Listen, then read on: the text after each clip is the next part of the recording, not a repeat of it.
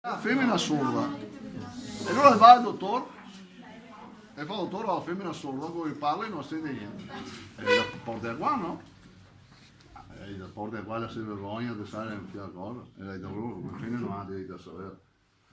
E lei da cosa dare e che gli vai che lei ha solidità, bisogna che ti porti qua. No, ma...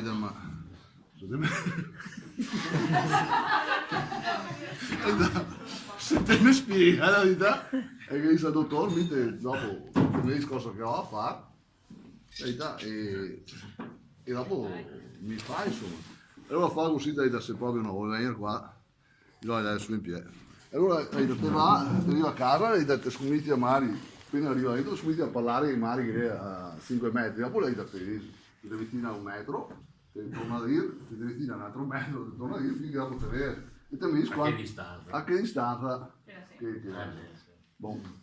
Allora arrivo a casa guarda la porta mi viene a ridere guarda la porta e fa amore cosa c'è da mangiare oggi? Avanti un altro metro amore cosa c'è da mangiare oggi?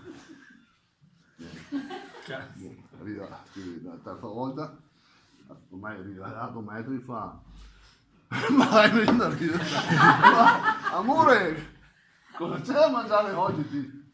E allora ti al quarto stadio e amore cosa c'è da mangiare oggi? Ti ho detto ormai 4 volte poi astro con patate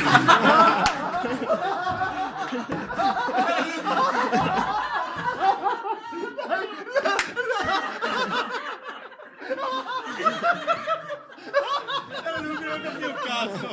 Era sordo completo! Hai detto 4 volte poi astro